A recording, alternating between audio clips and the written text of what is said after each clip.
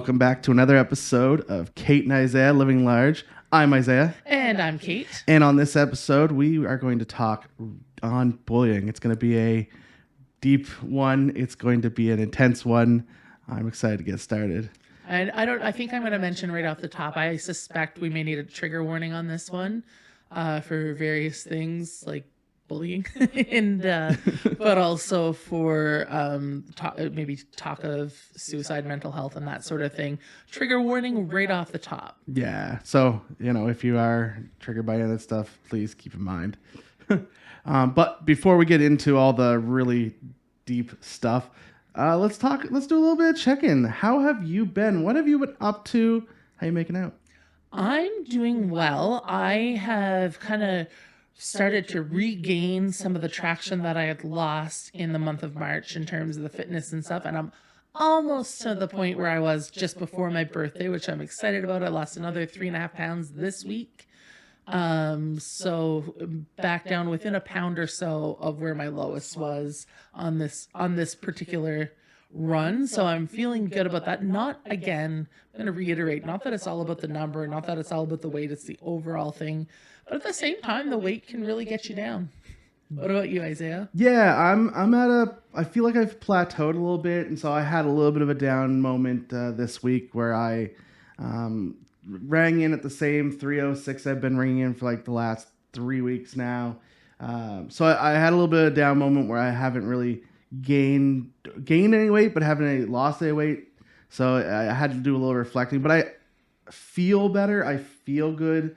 I feel like I'm gaining like muscle mass and things like that. So overall, that's the more point of it than just that knowing that number going down. However, it can be a little discouraging doing a lot of work and not seeing that number go down. It is, and it's so funny how that is a thing because I know that it's not the only thing. I'm tracking other things intentionally. I'm said over and over that it is one data point to myself. But when I tell you, when it crept back over that 400 mark, I almost teared up, and then I said, no, don't do that, Caitlin, to yourself. Like, it's okay. Just go forward. You can't go backwards. You can only go forward. Yeah, right. It's about making that effort to continue. But it can be a little discouraging seeing the number either slip backwards or, not moving the needle where you want it to move, which it happens. But as long as you, turn around, continue going, because it is easy just to slip and be like, well, it's not working, so I might as well go back to my old habit. Yeah, because that worked so well for both of us. Very much so. Yeah. Oh, goodness. What else have you been up to? Have you been doing any new activities that you've got going on? Yeah, I've been rehearsing I'm playing in the pit orchestra for Shrek the Musical at Hampton High. Right, we talked about that last time. So I've been rehearsing for that. That is in the 3rd week of April, I believe. And I also, there's a show that I'm playing, a Tom Waits tribute, and I'm saying this in the future tense, but by the time you hear this, it will have already happened. So it went great. But I'm playing in that on this weekend, and I'm pretty excited about it, pretty nervous. I'm singing and playing the trombone. It's with some friends from Woodstock. Super excited about it. Been excited about it for a long time. Now nerved up that it's finally here. Yeah, it's that time. It's time to put all the hard work into action. Yeah. Yeah, that can be nerve-wracking too. All that weird stuff going on. But let's well, mic issues. Always. My mic likes to run away. This is the first time it's ever happened once we've been recording. It's usually a setup issue. Yeah. Oh well. We'll deal with it when it comes. Yeah. All right. Let's shall we get into the intense topic? Sure. So we'll just put another trigger warning here. We are gonna get into bullying. So trigger warning for anything that might come up. Suicide, weight loss, triggers, bullying, all that fun stuff. So let's get into it. So I want to ask you, what is your first experience with bullying? What happened? What was your first experience? My first experience, I remember this vividly. I was 5, And I mentioned on previous episodes, I think, that I've always been really tall for my age. So I wasn't a fat kid. Like, I wasn't chubby growing up, but I was really tall. And so when I was 5, I was easily a head taller than every other one of my friends. And so I was at the playground with my friends, and they were one pretended there were a bunch of bees around me, which I was terrified of. I'm still terrified of, probably related to this incident. There's a bee on you, Kate. There's a bee on you, Kate. And then they're like, they're attracted to you because you're a fat cell. And so we were 5. So that was my first real experience. And I mean, that's normal 5-year-old stuff. I don't think of those girls and think, wow, they were jerks. No, they were 5. And that's just what 5-year-olds do. Like, no issue there. But that was the first time I remember being like, I knew that I was bigger than them. Because they were like, well, how much do you weigh? And I can't remember how much I weighed when I was 5, but it was like easily 20 pounds more than everyone else. But it was because I was like 7 inches taller than them. How about you, Isaiah? Did you have any early experiences with bullying? The first one I can remember is I was in elementary school, grades K to 5 around here. And there was this one kid, and he always picked on me, just constantly picked on me. I was a skinny kid when I was in elementary school. Like, parents took me to nutritionalists. I wouldn't eat all that stuff. So I had this kid that just picked on me and picked on me and picked on me, and it was just like constantly every day.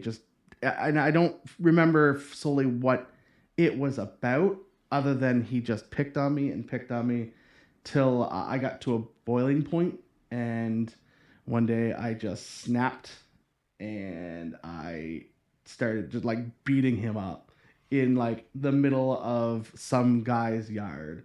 And there was a lot of intense stuff that happened after that.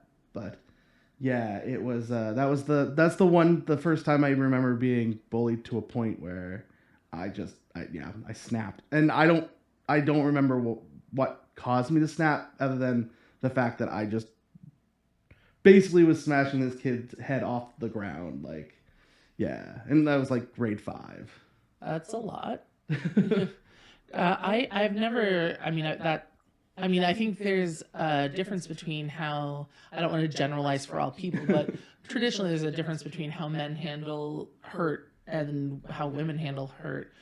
And not in all cases, not saying, Right. I'm not painting everybody with the same brush, but when we're dealing in the world of generalities, that is a thing. And I think that is a much more typical response. How did you feel once you had, other than bad about beating someone up, about the bullying part itself, did you feel better? Or I don't, like, looking back on it, I don't feel like it did anything to make me feel better about it. I think it just was just my end of reaction. yeah. After that, he never bullied me again, so the bullying stopped. But I don't think, looking back, it didn't solve any issues. It just, yeah. Yeah. Well, violence is never the answer, boys and girls. Truth. I tended to go very inward whenever a bullying instance happened to me for a long time. So the next real instance, I remember my weight coming up, and this wasn't a bullying thing in a sense, but it was grade 5 as well. And we were still living I was born in St. John, New Brunswick, lived in Pembroke, Ontario for about a decade through my elementary school years. So I was in grade 5, I was in Pembroke, Ontario, and I remember having a crush on this boy. And again, I was very tall. Like, I've been the same height as I am now since grade 5. So I'm 5'7". I was 5'7" or so, maybe 5'6" in grade. I was fully grown. I was fully cooked by grade 6. So again, I was full woman size, and I was 10. And I had a crush on this boy in my class, as a 10-year-old girl does. And I remember like asking him out. I didn't know what asking someone out would entail in grade 5. I don't know what it entails. Probably a lot more now than it did then, for being honest about how kids move. True. Oh my God, that's my next age. Who listens to this podcast? Hi, Dominic. He's in grade 6. I was like, do you want to go out with me? He looks me square in the eye. this, looked up to the sky and said, I would, but you're so tall. Oh. And then it was again like I weighed more than everyone else, even though when I look back on it now at the same weight, I weighed like 135 pounds or something, and oh my god, I would be skinny. um, but yeah, no, that's the kind of thing. That was the next time that came up, and I was just like, oh, so now I can't date because I'm too tall and too fat. Was how I heard that, not what he said, but that's how I heard perceived it. Yeah, and sometimes it is about how we perceive things, especially at a younger age. A lot of like, there's a lot of outward bullying, but there's also a lot of inward on yourself bullying. Yeah. I that was me in middle school. That was kind of me. I inwardly hated myself. Yeah, same. I felt at that, so elementary school, skinny, didn't eat. Then in grade 5, I discovered food. And I ate and ate and ate. And so then I was in middle school, I became bigger, but I hadn't, like, I was fat-ish. I wasn't like super overweight or anything, but I was much heavier than most of the other kids that we hung out with. So at that point, I then hated myself because I felt like I was fat and was out of shape. And so that was kind of my middle school, was just inward bullying more than anything. There were times where people would make comments and stuff, but nothing overtly in middle school for me. So grade 6 was still at the time was still the last year of elementary school, right, because I'm old. And that was the first year we moved to New Brunswick. So I went to Layfield Elementary, Quispamsis, and brand new to the school. So I didn't have like a strong base of friends growing up. And I was, again, awkwardly tall. And I got this haircut that I don't know how a haircut could have been worse, but it would have been like a high fashion haircut for an adult woman, but I was not an adult woman. Do you know what I mean? Anyway, it was a short haircut and there were sideburns. So then everybody called me Elvis. And then something really awful happened to me. Keep in mind, it was new school. I joined the chess club, and that's not the embarrassing part. And I was at chess club after school. And this is unrelated to weight, but the weight all kind of ties in to the whole degree of bullying. And I don't talk about this often. And I think I'm finally to a point where I'm okay saying it publicly. I better be. I'm doing it here. I was sitting in chess club in grade 6, and I had to use the washroom. I had to pee. And so I went to the only washroom where I knew where it was in the school, because I hadn't been at the school that long. Right. And it was locked. And I thought to myself, okay, I can just hold it. I don't know why. I was shy and kind of awkward. And so I don't know why I didn't just ask the teacher where I could go to the bathroom, or if he could unlock it or whatever. But I didn't. I just went back and sat down, and I was sitting there. And I thought, oh my God, what am I going to do? You know how you really have to go, and you're like, your back teeth are floating, and you're like, oh my God, I'm playing chess. And then I thought to myself, I have to relieve this pressure. Maybe I'll just let a little bit out. I don't know if you've ever done that. You can't just let a little bit out, turns out. So I was the kid, brand new to school, horrific Elvis haircut, also was in chess club, and peed my pants. Yeah, that's definitely causes some issues, right? Plus I was 5'7". Plus so I already stood out. I was also academically very good, which is a good thing in like life, but at the time, like, nerdy kid. Thankfully I didn't wear glasses till I was 20. At least I had that going for me. But peed my pants. It was not a good scene, and it started, all of a sudden I became the kid that was picked on. Yep. And that follows you for most of the rest of your academic career. Yeah. Especially if you don't like move to like a school that's changes where everyone that you see. And around here, it's very rare that you move to a brand new school with brand new people. Well, and convert, I mean, that probably could have been a thing had I asked, but I also got to a point. So, grade 6 was the first time that I ever contemplated suicide. And to think about that now of a sixth grader, like, oh my God, there's so much life to live. But it was, and I never wanted to complain at home. So I never Yeah. told anybody what was going on. And this comes up again in this story of Eva. Caitlin's bullying later, but I just dealt with it and pretended everything was fine. And I'd kind of like, but it was not fine. And being bullied like that. And I don't blame the kids. Like, of course you're gonna bully the kid who stands out like a sore thumb and peed her freaking pants. Like, that's just gonna happen. I'm sorry about your luck, Caitlin. That sucks. But that really continued on. And junior high, I like we entered junior high feeling pretty good. Made a group of friends in grade 8. Finally, was starting to feel good again. But they, even them, who are all like really nice adults. So like, if you happen to listen to this, you're lovely people as adults, and even the rest of high school. But in the moment, there was this other person who just before high school started, like 2 weeks, because I'd finally got this little group of friends, went to these girls and said, if you guys stop hanging out with Caitlin Dean, you can hang out with us when we start at KV next week. And that happened. So then I entered grade 9, Having to reset all your friendships. which is not an easy thing to do. I wasn't as awkwardly tall then, so people had started to catch up, but that sort of living large, as it were, hey, it's the name of our podcast, from such a young age, you just develop a bit of a shield. And to your point, Isaiah, I also was eating a pile. Like, I remember there not being much sugary food in the house one time, and like taking a bag of icing sugar and downing half of it. Like, there was Yeah. like really unhealthy food behaviors in there.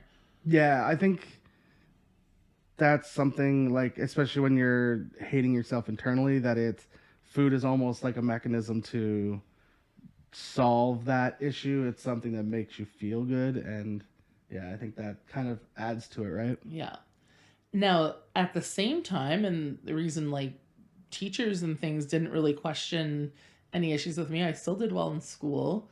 I was playing trombone in the band. I was regularly attending that. I sang in choirs. I played on the school soccer team at that point in junior high and the first part of high school. And so I was involved. Like, on paper, everything looked like, this girl's got it together. Yeah, well, and that's kind of when people commit suicide, that's kind of what you see a lot of is we didn't know, like, this person was the happiest person we know. This person's that person was, very outgoing. They were the whatever, and but you never know what someone is feeling on the inside, right? And we're almost like our worst critics half the time, Well, right? I hit that grade 9, and I remember this is the real trigger warning part. I remember sitting in the bathtub feeling fat for one, because I did put on 20 or 30 pounds between grade 8 and grade 9. I'd gone away, and was there were just no limitations on the food that I was eating when I was away. And I went from being like, 170 to 195 or something, which was a lot in a summer. And I hit a point in grade 9 where I was playing on the school soccer team, and I'd wore a skirt one time, and it was probably a size too small, but it was all I had. I was kind of a tomboy, didn't have a lot of dress up clothes, but you had to dress up on game day. And that day, I was wearing the skirt, probably a little short. Somebody had shoved like garbage in my locker, and then like banana peels and stuff, so it attracted fruit flies, and then wrote on my locker in Sharpie saying something like, your skirt's too short, your fat ass is hanging out. Oh, There might have been something else. Oh, and why don't you try cleaning up your locker? And I remember looking at it, Oh my God. And so I went and played my game, and then, really down. Like at the time, I'd get shoved into lockers and spit at, and like it was really not good. And that was kind of the easy stuff to deal with. It was the more subversive stuff, like the girl bullying, that is really horrendous. The name calling, if there had been social media where people could have gotten to me when I was at home, there is no, I'm positive I wouldn't have made it. Because that alone, I remember sitting in the tub. This is where I started to go with this, with a razor blade. I didn't actually know what I was doing, thinking, okay, I gotta end this. And there were three things that prevented me from doing it. One, I couldn't do that to my parents. Like I couldn't have them find me. And two, I felt like I deserved to feel so bad because I was so down on myself that I felt I deserve to feel this shitty. I don't deserve the release from this. I deserve this misery. And three, and this is the funniest one, but really telling, is I had a band or a choir concert or something a week later. I was like, can't let them down. Yeah. Okay, they need that trombone.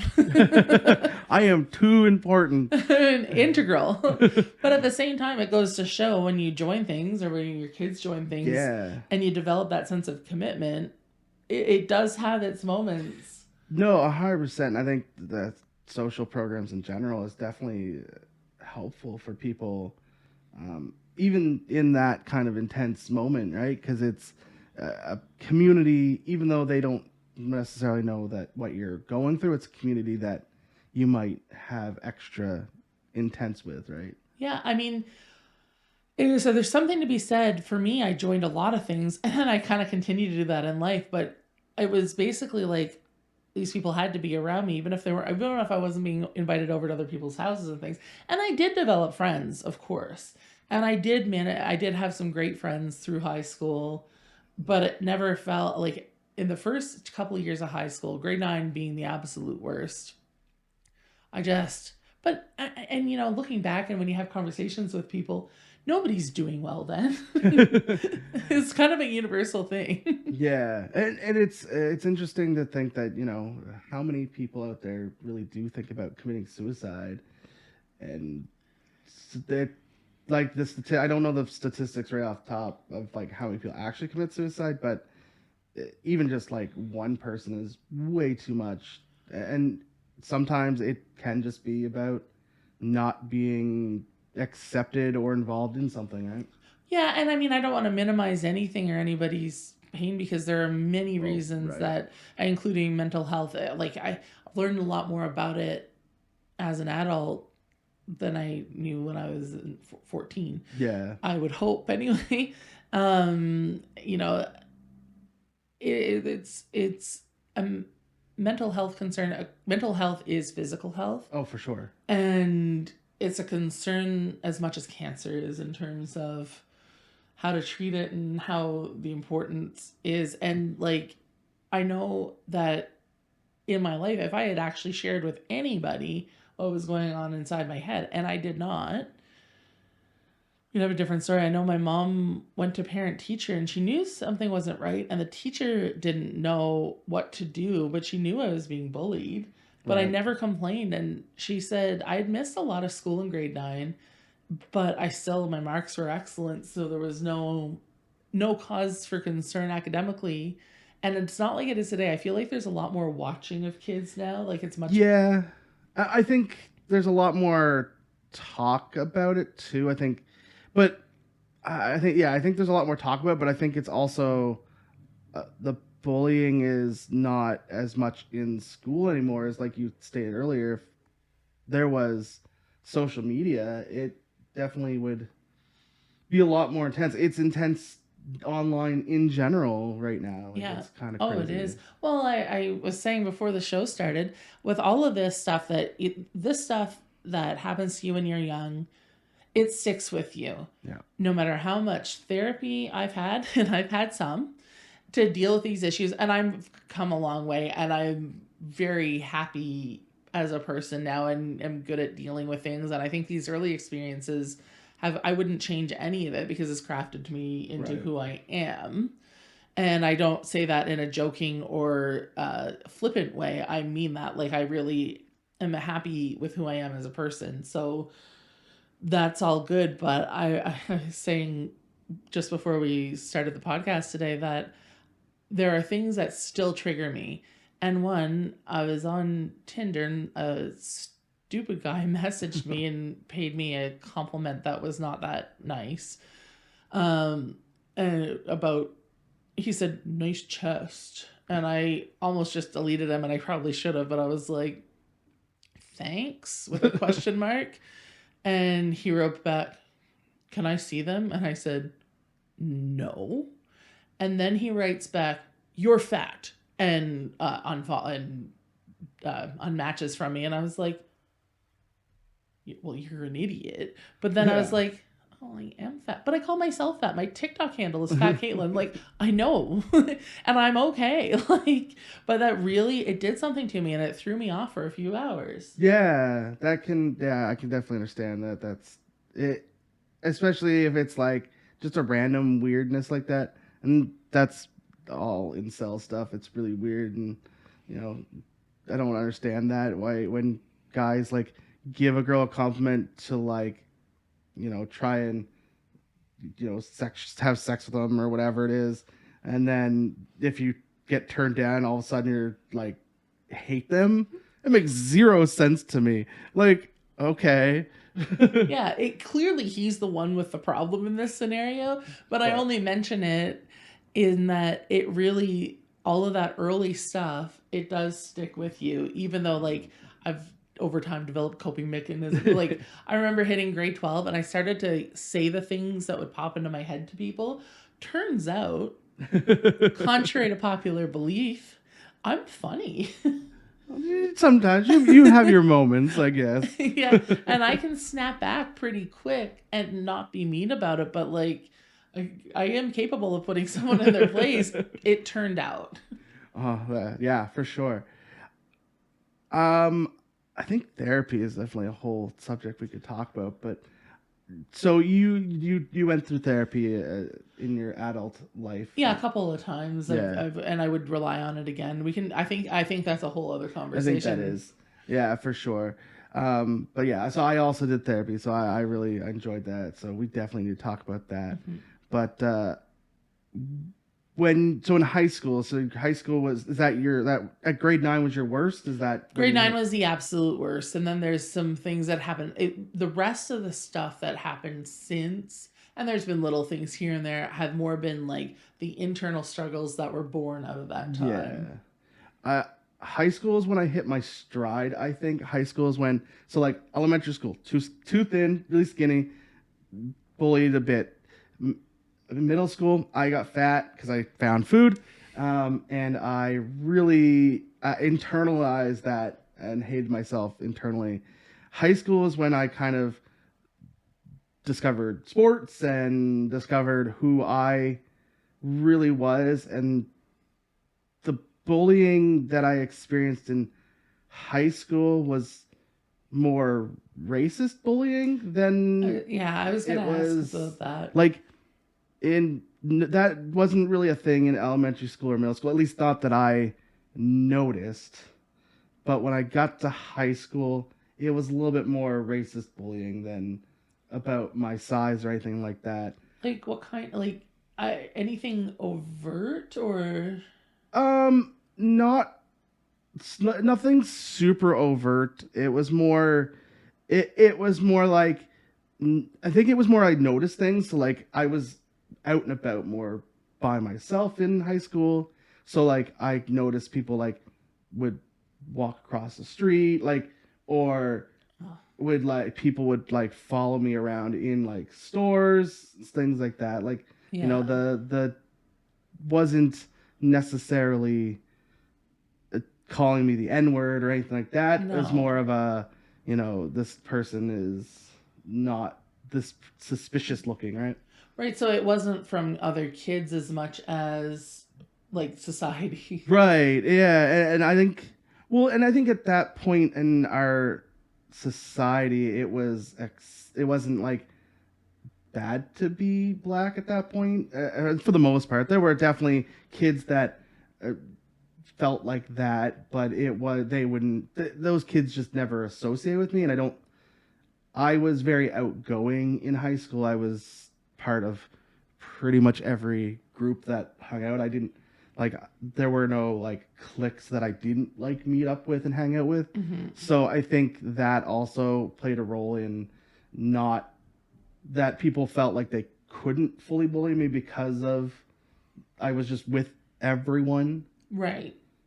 You're also a really nice person and really fun to be around. I can't imagine you changing that drastically since high school. No, I think that's when I really got my stride was in high school. That was kind of, but yeah, the racism really started to come in play when. Yeah. Wow. That's tough stuff. And I'll say it is not the same thing, but people have also crossed the road to avoid me as a large person too. Yeah. And I am no way comparing those two things because they're very different. But I do know what that particular experience is like. Yeah. No, I think Nobody followed me around in any stores though. No. I think there was only one really overtly racist moment. I guess there was two really racist overtly. Those happened when I was in university. One, some guy just in the middle of the King Square of all places, just yelled at me and called me the N-word, which was intense. That's jarring. Yeah. How did you react? What did you do? I just kind of I got really, like, internally, I was really, really upset. But I decided, like, I just needed to walk away. I just kept walking and just tried to ignore it. And the other time was at a bar, O'Leary's. Guy was really upset. He was mad at me. I don't know why. And so, in the spite of anger, he decided to call me the N-word before he tried to fight me.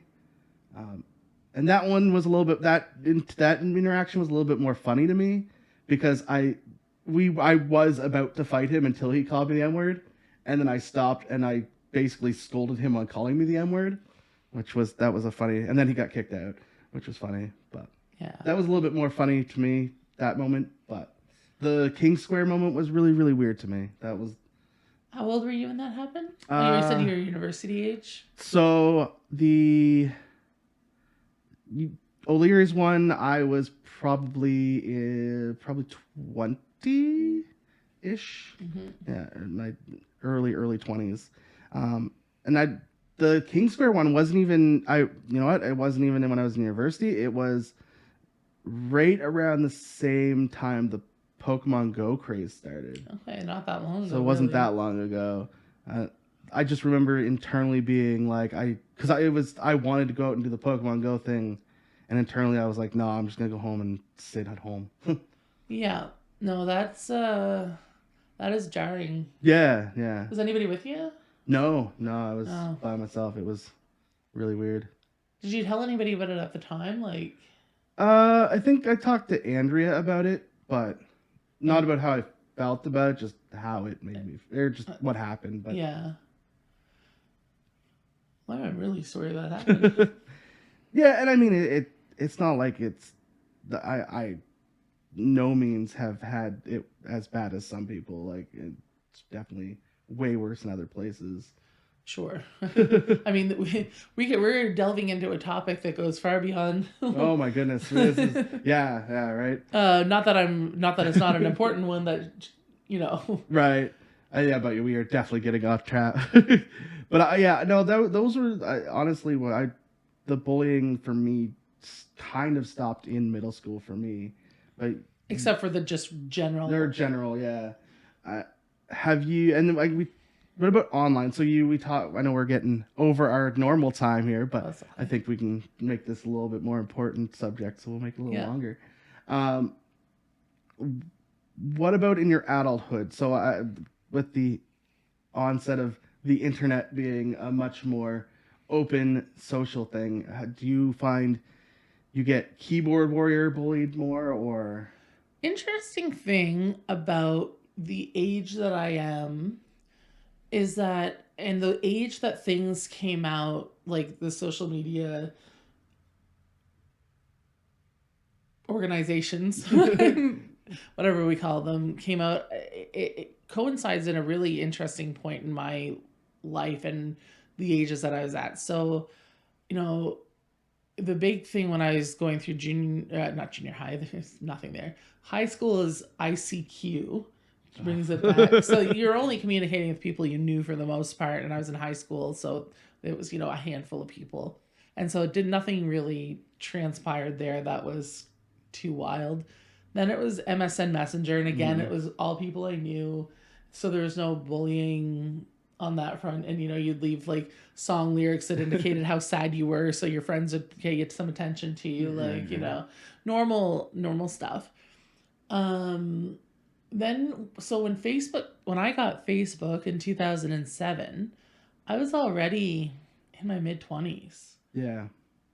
So, you've got a level of maturity. Not that I was so mature at 23 or 24 years old, but you do have a level of maturity that is not a teenage maturity. So Facebook, again, it was all people I knew. I don't remember a ton of keyboard warrior.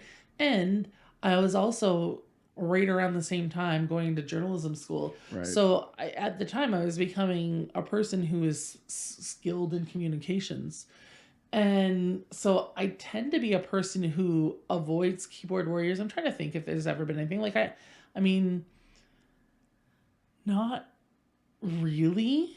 Like, honestly, Yeah. I mean, I know that if I put myself out there in a certain way, there could be probably, like, if I was really active on Twitter, and I'm sure that I could attract that level, but I also do everything in my power to avoid it. Right. And now I'm also a person now who's fairly confident despite all of the other stuff. And I'm as quick to bully myself, and that's part of that. It's a deflection thing, but I'm going to say if I say something dumb, I'm going to say it before anybody else does. Yeah, I get that. For me, growing up, like, I was middle school. It was like ICQ, MSN kind of came around as I was moving into high school, middle school, high school time. So for me, like, true social media in the aspect of like Facebook, I don't count MySpace. MySpace had like some weird times, but like nothing really. That was just a whole weird time. Yeah. So Facebook is really what I consider like the true point of social media breakthrough, right? And that was my first year of university. So it was like I didn't have to deal with, like, I didn't find any bullying at that point. The more I put out my TikToks and the more I put myself out there in the world, the more things I get a little bit in comment sections of things. Yeah. Especially because I'm kind of balding, so sometimes people will throw that out there, and that doesn't hurt me. I find at this point in time, you can say whatever the hell you want. It doesn't typically hurt me. Even my TikTok has been shockingly positive and kind, which is hilarious. There have only been like 2 negative comments. One was I somebody early on asked me if I had my thyroid checked because my eyebrows were sparse. And I will say that did do something to me, because I never liked my eyebrows, and I did over tweeze when I was young, so they were a mess. And so I did start getting them tinted and like really shaped, and they're looking a lot better. And so that was kind of funny, but it did kind of bother me, but like enough to do something. It bothered me enough to do something about it, but in the end, I'm glad that I did something about it. Yeah. And then the other thing was, when I lost the 40 pounds in a couple of months or whatever, somebody was like, "There's no way you did that without assistance." And I was like, but I did. And I was like, I had a lot to lose. So like capacity wise, yeah, it's not like I went from 170 to 130. Like I went from 445 to 405. So, and you look at like per capita, that's not the right word, but scalability, that makes a lot of sense. Yeah, right. So those are really, so even on TikTok, which is a notoriously mean app, it has been very positive. Nice. That's good. Yeah. I'm sure. Well, eventually, when we become superstars, we'll get a little bit more. Yeah, maybe we'll deal with the hate then. When we're big and famous. Yeah, are you gonna guys? Let's make me famous. I mean us. Us famous. Yeah. All right. I think this has been a pretty intense conversation we've had, but I think we're gonna wrap it up here. So, as always, before we go, where can people find you on the internet? First, I'd like to mention I didn't cry. I thought I would, but I didn't. You can find me on TikTok at Fat Caitlin. Facebook, we're living large with Kate and Isaiah, or Kate and Isaiah living large. Kate and Isaiah living large. Kate and Isaiah living large. Episode 7, people. And are we labeling the episodes now as requested? Yes. Excellent. And the Caitlin Dean on Twitter and Caitlin Dean on Insta. And how about you, Isaiah? Maritime Brews everywhere. Maritime Brews on all of the social medias. That is correct, of course. And we are Kate and Isaiah living large on TikTok as well. Oh, yeah. I didn't post anything this past week, so I gotta get better at that. But yeah, way to go, Isaiah, who does all of the work for this podcast. I just roll in. With that, we thank you for listening, and have a great day. Bye.